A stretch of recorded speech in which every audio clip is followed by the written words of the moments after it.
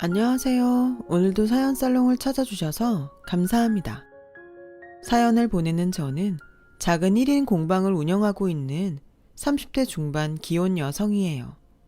제가 운영하는 1인 공방은 미가공 상태의 금부치와 원석 상태의 보석을 의뢰받아 직접 장신구로 가공하는 귀금속 공방이에요. 사회 초년생 시절부터 시작해서 기혼 여성이 된 지금까지 쭉 이어오고 있는 삶의 터전이기도 하고요. 저와 남편이 막 결혼 준비를 시작하던 무렵에 귀금속 공방과 예비시모에 얽힌 이야기를 해보려고 해요. 지금이나 결혼 준비를 막 했던 무렵에 그때나 저의 귀금속 공방은 홍보 같은 걸 전혀 하지 않아 아주 잘 알려져 있지는 않았어요. 하지만 아름아름 입소문을 타고 찾아오는 사모님 고객들로 몇 달씩 대기 순번은 기본이었을 만큼 내실이 충실한 공방이었죠. 저는 부잣집 사모님들인 단골 고객들과 업계 관계자로부터 마에스트로, 장인이라는 칭찬을 달고 다녔어요. 자화자찬인 것 같아서 조금 쑥스럽기도 하지만 마에스트로와 장인은 저의 노력과 정직, 그리고 실력으로 당당히 얻어낸 결과물이거든요. 암튼 삶의 터전이 귀금속 공방이니만큼 저는 늘 금부치와 보석들을 만지며 살아왔어요. 물론 그 금부치와 보석들은 고객님들이 직접 가져왔거나 저의 공방으로 배송시킨 것들이었기에 저의 물건들은 결코 아니었지만 장인이라는 이름값에 걸맞은 세공 비용만으로도 당시에 이미 저는 큰 재산을 이룬 상태였죠. 그럼에도 헛된 사치 따위를 부리는 법 없이 늘 스더분하고 검소했어요. 주 고객층인 부잣집 사모님들 중 돈 때문에 패가망신하는 사례를 익히 접해왔던 덕분이라고 할까요? 제가 결혼을 결심했던 이유도 바로 거기에 있었어요. 그런 사모님들 이야기를 종종 목격했던 저는 그럴수록 더더욱 정직과 신뢰를 철칙같이 지키며 괜한 돈 욕심을 멀리하고 살아왔는데 마침 저와 같은 가치관을 가지고 있던 남자가 덜컥 나타나 주었으니까요. 그는 요즘같이 험한 세상에 좀처럼 찾아볼 수 없을 만큼 정직하며 반듯한 남자였고 그런 남자를 놓칠 수 없다고 생각한 제가 먼저 프로포즈를 하게 되었어요. 저희 부부는 결혼 준비를 시작했어요. 당연히 저와 남편 사이에는 아무런 문제가 없었죠. 오직 행복한 결혼 생활만이 펼쳐질 것 같았어요. 대학 입시 학원을 몇 개 운영하는 원장이자 갑부라고 부를 정도는 아니지만 풍요로운 삶을 누리며 사는 그런 사모님인 예비시모가 결혼을 반대하기 전까지만 해도 말이죠. 제가 시댁에 처음 인사하러 가던 날부터 예비시모의 결혼 반대는 시작되었어요. 시모는 화려하지는 않았지만 단정하게 신경 써서 차려입은 저의 차림새부터 트집을 잡았죠. 시댁들 자리에 처음 인사 온다는 애가 넌 그게 지금 우리 집안 수준에 맞는 복장이라고 보니? 아, 네. 제 차림이 불만스러운 모양이신가 봐요. 당연히 불만이지. 우리 집으로 말할 것 같으면야 대단한 부잣집 정도는 아니어도 나름 꽤 사는 집안인데. 이해합니다. 그렇게 생각하실 수 있죠. 하지만 어머님 생각처럼 시댁을 만만하게 보았기 때문은 절대 아니에요. 제가 화려한 걸 좋아하진 않지만 예의를 갖춰서 단정하게 신경 쓴 거예요. 됐고, 그런 옷은 어디서 사니? 시장바닥? 그거 싸구려 보세 맞지? 어머님이 입고 계신 명품처럼 품격 있는 옷은 아니지만 신뢰가 될 만큼 격떨어지는 복장은 아니라고 생각합니다. 하기사, 어떻게 보면 네 딴에는 나름 신경을 쓰기는 쓴 차림새인 모양이구나. 돈벌이도 안 되는 목공예품 공방이나 운영하는 처지에 거적대기나 누더기 같은 행색 말고 그래도 옷 비스꾸무리한 걸로다가 챙겨 입고 온 걸 보면 말이다. 목공예 공방이요? 아무튼 나도 들을 만큼 다 듣고 생각이 있으니 반대하는 거야. 예비시모가 결혼을 반대하는 이유는 저를 향한 두 가지 오해였어요. 첫 번째 오해는 저의 소탈한 차림새였죠. 그 차림새를 본 예비시모는 제가 돈벌이가 안 되는 일을 하고 있는 줄 안 거죠. 그만큼 친정도 그렇게 생각한 것 같았어요. 그래서 양가의 경제적 차이가 너무 심하다는 이유로 결혼을 반대했죠. 제가 귀금속 세공 장인으로서 이미 많은 재산을 축적해 놓았다는 사실은 까맣게 모르는 채로요. 예비시모의 두 번째 오해는 제가 운영하고 있던 1인 귀금속 공방에 대한 오해였어요. 저의 귀금속 공방을 목공예품 공방 정도로 오해하고 있었죠. 예비시모의 말에 따르면 저의 귀금속 공방을 이렇게 생각했다더라고요. 왜 그런 곳 있잖아요. 민가 하나 없는 국도변을 지나가다 보면 가끔 눈에 띄는 주변에 인가 하나 없이 너무 생뚱맞은 자리에 있는 데다가 장승 같은 장식물들로 가득한 분위기 탓에 저긴 뭐 하는 곳이지? 살짝 그런 곳이요. 괴팍하며 돈도 없이 가난하기만 한 장인이 목공에 평생을 바친답시고 막걸리에 취해 예술을 하는 그런 느낌의 곳이요. 물론 목공예품 공방에 대한 이야기는 전적으로 예비시모의 말을 그대로 옮긴 것일 뿐 저야 당연히 비슷한 분야에서 일하는 입장이기 때문에 목공예품 장인분들을 존중하죠. 예비시모가 잘못된 선입견으로 그렇게 말했다는 거지. 저는 목공예품 장인분들을 정말 진심으로 존경해요. 어쨌거나 저쨌거나 그날의 첫인사는 저를 향한 예비시모의 오해로 인한 결혼 반대 속에서 끝이 나버렸고 저는 예비시모가 계속 결혼을 반대하면 어쩌나 하는 깊은 걱정을 품은 채로 무거운 걸음을 돌려야만 했어요. 그런데 아니나 다를까 남편이 저를 공방에 데려다주고 돌아오기 무섭게 예비시모가 남편을 붙들어 앉혀놓고 또 결혼을 반대했어요. 제가 없는 자리이니만큼 아주 노골적인 강요였죠. 어디서 잡상이를 애인이랍시고 데려오기를. 잡상인? 누가? 그 사람이? 목공예나 하면서 사는 사람들 신세야 뻔하지.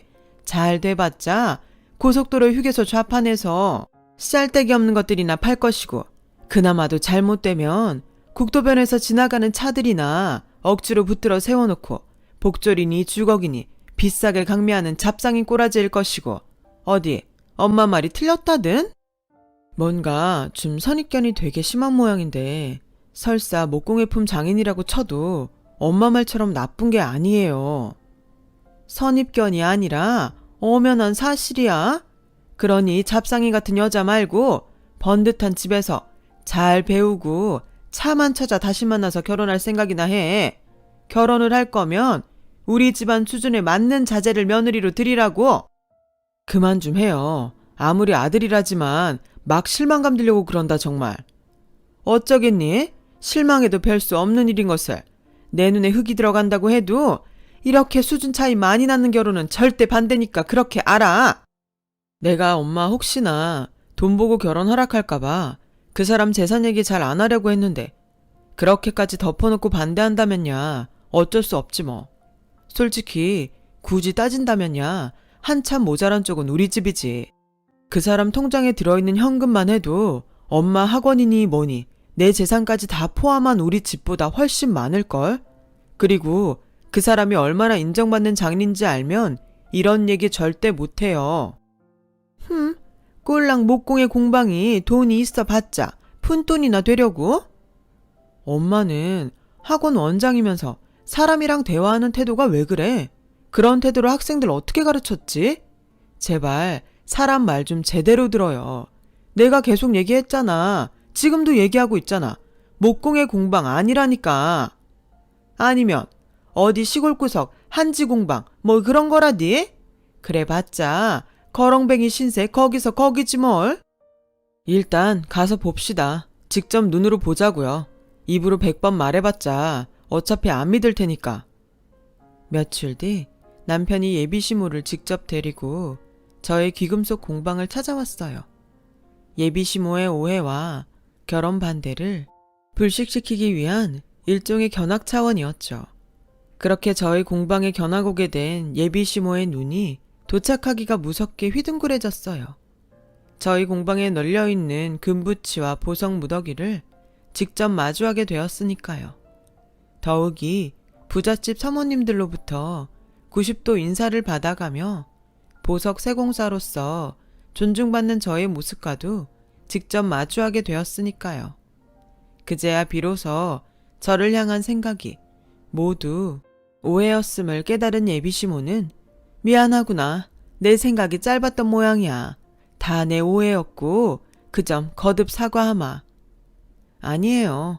워낙에 사람들에게 잘 알려지지 않은 직업이라서 충분히 오해할 만한 일인걸요. 아무리 그래도 잘못은 분명 잘못이고 잘못을 했으면 당연히 사과를 해야 옳은 일이지.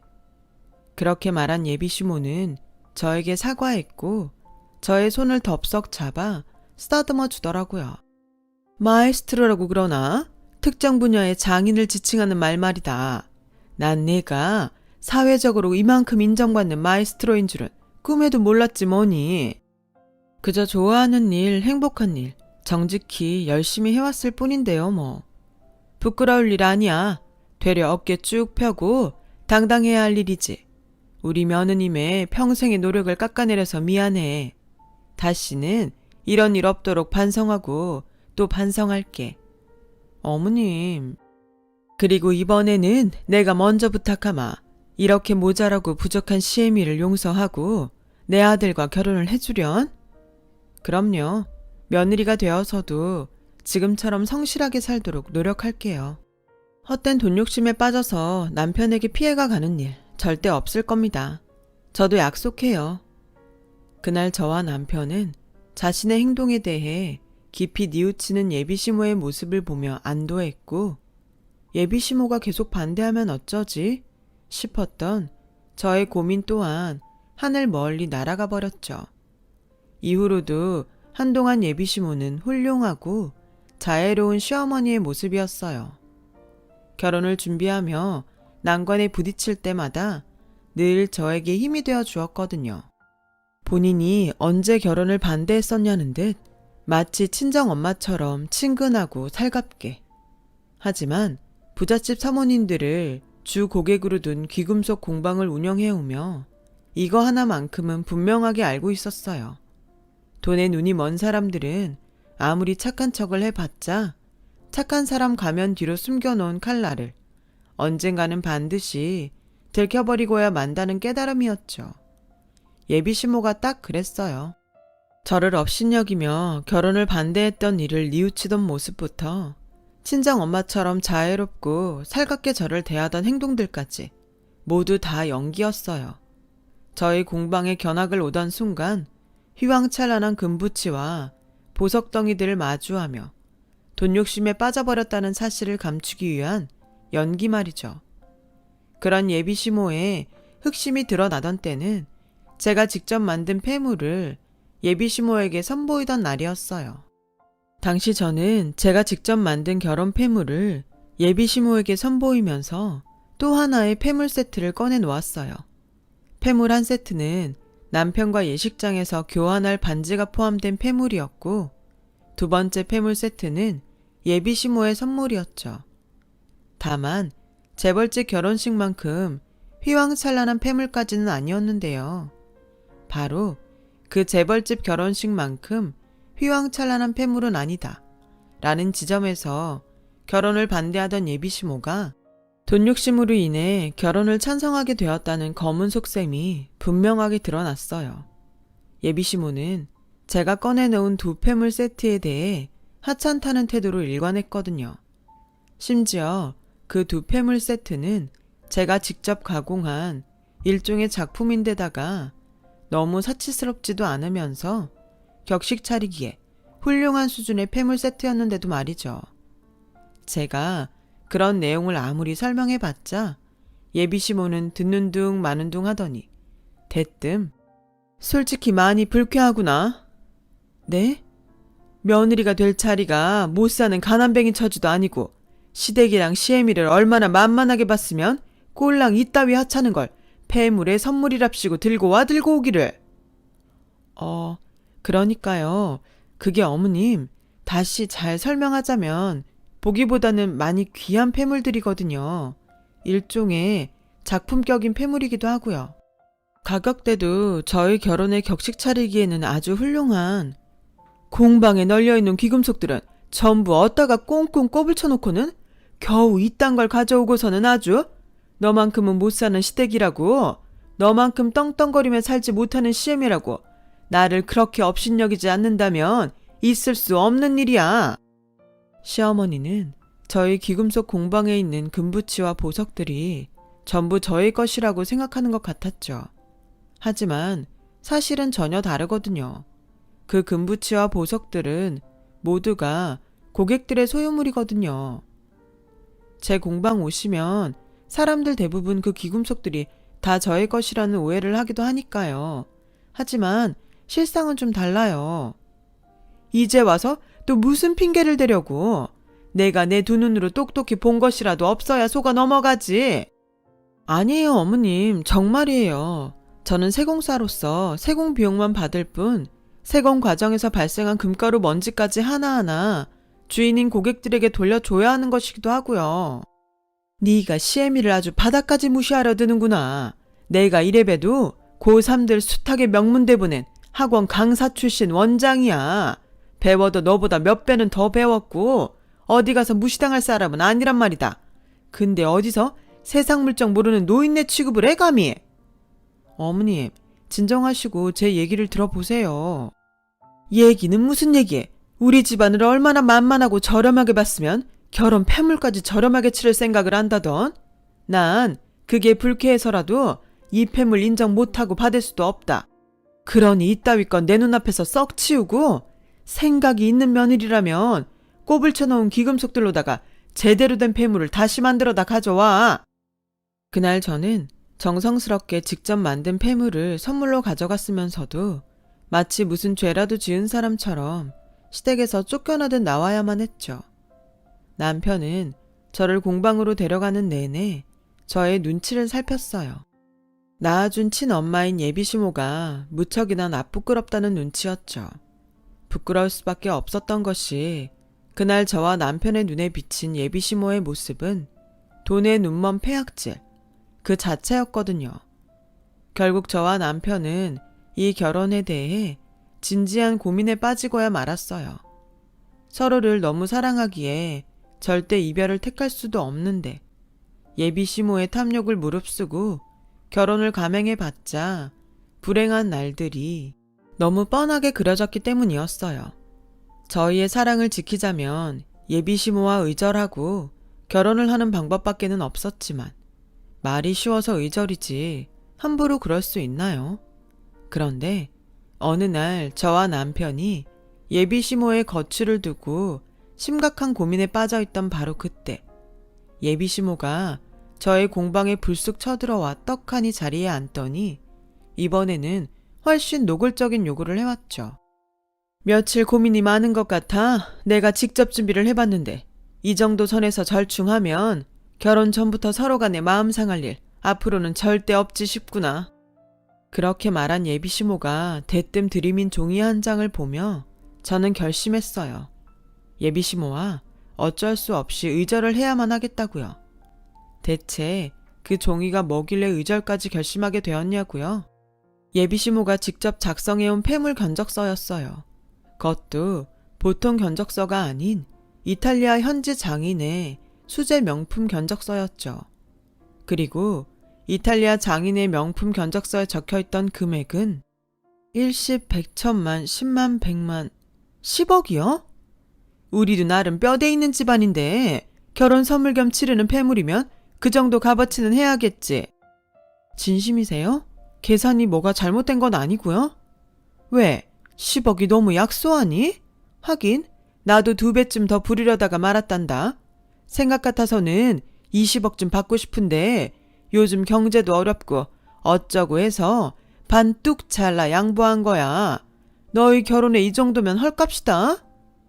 아니요, 제 말은 10억부터가 심하게 과하다는 뜻이었는데요.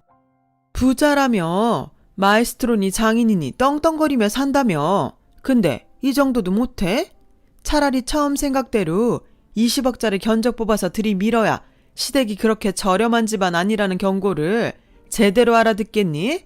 내가 그렇게까지 해야 그놈의 시댁무시를 그만둘 참이야. 아무리 제가 재산을 많이 벌어두었다고 해도 이건 너무 과하잖아요. 10억? 20억? 그게 무슨 애들 이름도 아니고 10억짜리 폐물은 재벌 사모님들 자식 혼사에도 듣도 보도 못한 금액이라니까요. 그래봤자 어쩌겠니? 벌써 주문 넣고 오는 길인데. 어머님, 10억 정도 되는 금액의 주문이면 선입금 들어온 거 확인되기 전에 제작 안 들어가거든요. 그러니까 선택하세요. 아직 제작 전이니까 지금이라도 주문 취소하든가. 아니면 아들 자식 평생 안 보고 살던가요. 이게 하다하다 아주 어디서 아들까지 들먹여가며 협박질이야. 저희는 어머님 욕심 맞춰줄 수 없다는 얘기 벌써 다 끝났고요. 그 욕심 못 채워드린 채로 결혼을 한다고 해도 어차피 두고두고 저 구박할 것도 뻔하고요. 아닌가요? 구박 정도야 당연히 있겠지. 왜? 시애미 입장에서는 시댁 무시하는 며느리가 곱게 보일 턱이 없을 테니까. 그러니까요. 그러니까 이 자리에서 선택하라고요. 10억이니 20억이니 하는 욕심을 이쯤에서 단념하던가 아님 아들 며느리 없는 셈 치고 살던가. 누가 그러니? 아들 며느리 없는 셈 치고 살아야 한다고? 나 우리 아들 그렇게 정없이 키우지 않았어. 바로 그때 제가 미리 연락을 해두었던 남편이 이렇게 외치며 나타났어요. 내가 그랬어. 뭐? 내가 그랬다고. 친엄마, 시어머니, 그 자리가 천륜을 저버릴 만큼 돈 욕심에 빠져서 타락했다면, 그래서 도저히 구제할 방법이 없어 보인다면 차라리 없는 셈 치면서 우리 둘이서 행복하게 살자고. 근데 지금 엄마 행동은 도저히 구제할 방법이 없어 보여. 넌 잠자코 있어. 고부 갈등에 아들 남편이 끼어들 자리가 아니야. 또 혼자서 오해하고 있네. 그렇게 모르겠어? 그렇게 눈치가 없어요? 지금 이건 고부 갈등이 아니라니까. 남의 집 귀한 부인한테 생판 남처진 아줌마가 와서 폐악질이나 부리고 있는 꼴이지. 뭐? 남? 너 지금 남이라고 했니? 네가 어떻게 이래? 낳아주고 키워준 엄마한테 어떻게 이럴 수가 있어? 엄마는 어떻게 이럴 수가 있을까? 아들이 사랑하는 여자 앞에서 어쩌면 이렇게 사람 창피하게 만들 수가 있을까? 이놈의 자식이 어디서 따박따박 말대꾸를? 됐어요. 나 엄마 자식 안 해. 앞으로 안 하려고요. 그니까 여기서 더 망신 당하기 전에 가세요. 가서 제발 그놈의 돈 욕심 좀 버리고 제대로 좀 살아봐. 마지막 부탁이야. 그날 저와 예비 남편은 예비 시모와 결국 의절했어요. 저는 남편을, 남편은 저를 그렇게 서로를 지켜야만 했으니까요. 의절을 선언했으니 이제 남은 건 안정이라고 생각했어요. 하객들의 축복 속에서 행복한 결혼식을 치르고 예비 시모로부터 받은 마음의 상처를 서로 다독이고 치유해가며 그렇게 부부로서 함께 살아가는 일만이 남아있다고 생각했어요.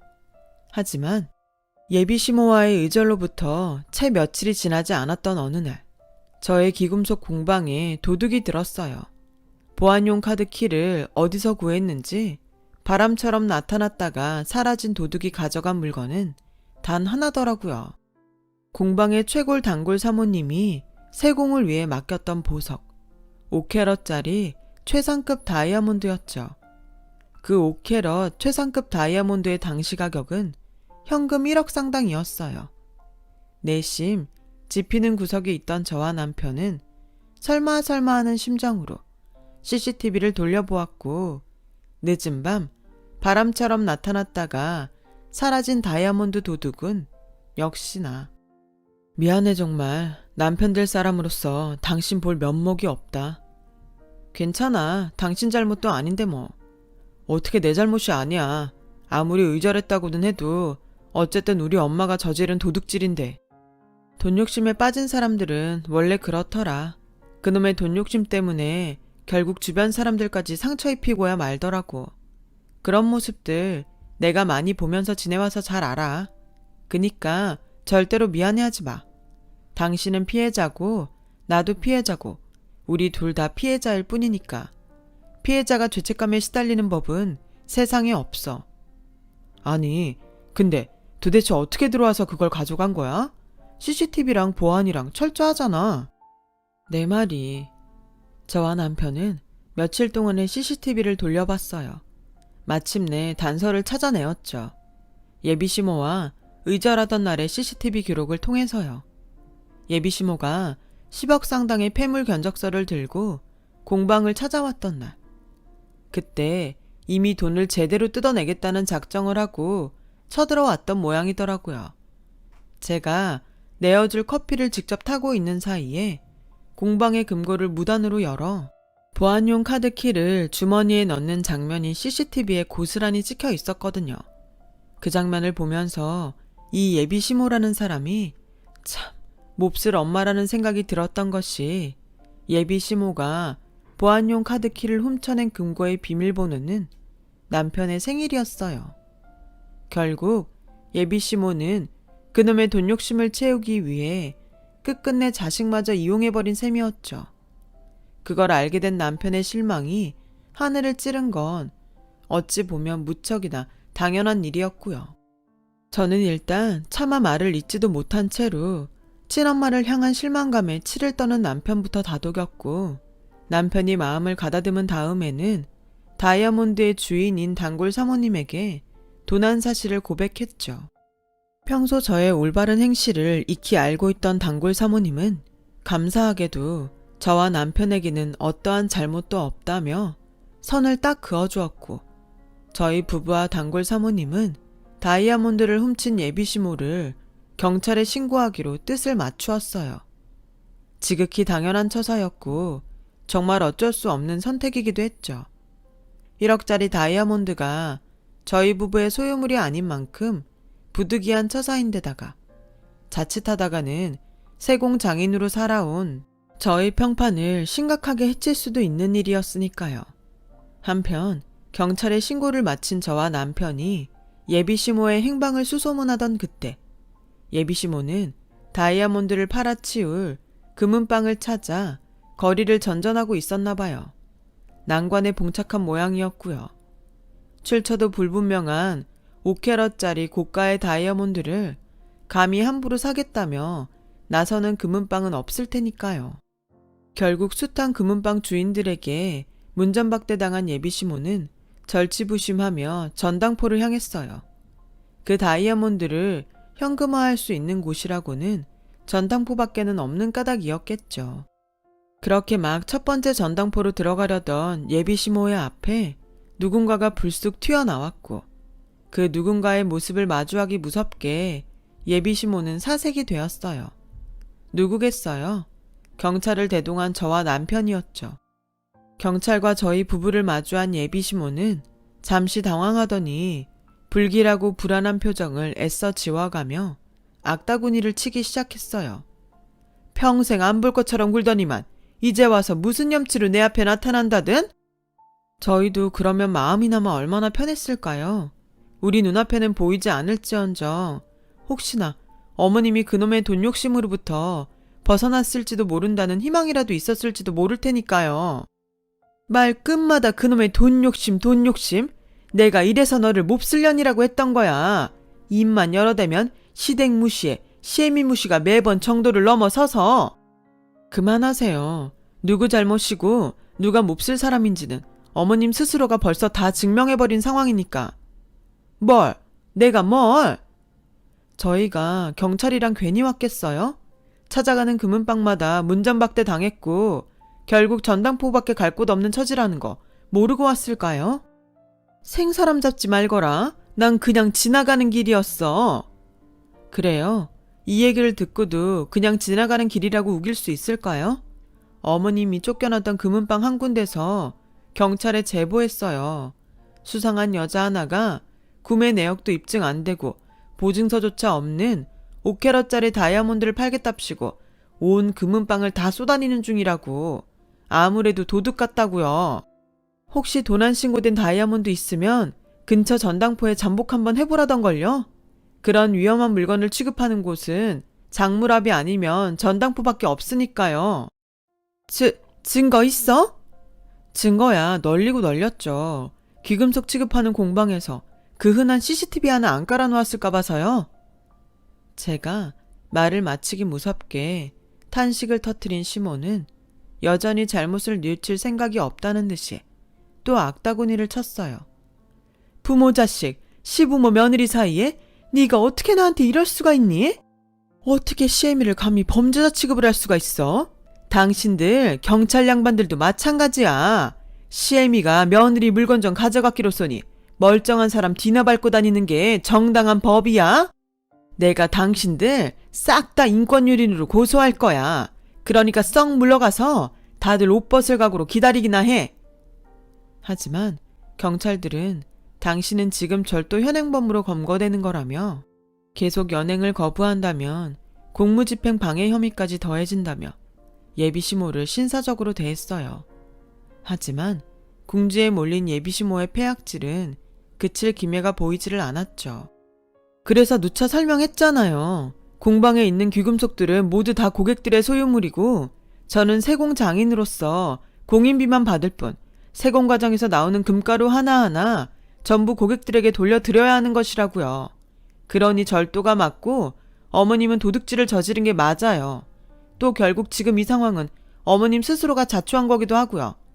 처음부터 돈 욕심에 빠져들지 않았다면 이런 불상사는 애초에 생기지도 않았을 거고 아들 며느리와의 인연도 스스로 끊어낸 셈이니까요. 이제 좀 알겠어요? 당신 신세 당신 스스로 망쳤다는 거. 경찰에서 예비시모가 범인이었다는 사실이 명확해지자 다이아몬드의 주인인 단골 사모님은 물건도 찾았으니 제 얼굴을 봐서 없던 일로 처리해 주시겠다고 선처를 베푸셨어요. 최근엔 학원을 운영해오던 예비시모가 학습지 방문 판매원이 되었다고 해요. 나중에 소문을 듣자 하니 예비시모가 운영하던 대학 입시 학원들이 전부 폐업 처리된 탓에 거지꼴이 되었다더라고요. 예비시모가 도둑질을 하다 걸렸다는 소문이 학부모와 강사들 사이에 퍼졌기 때문이래요. 하긴 학생들을 가르치는 학원 원장이 도둑이라는데 어느 집 부모가 귀한 자식을 그 학원에 보내겠냐고요. 저는 귀금속 세공사로 명성을 더 떨친 덕분에 작년부터는 이탈리아 현지 장인과의 협업을 하게 되었어요. 협업을 하게 되면서 저의 몸값이 몇 배로 뛰었답니다.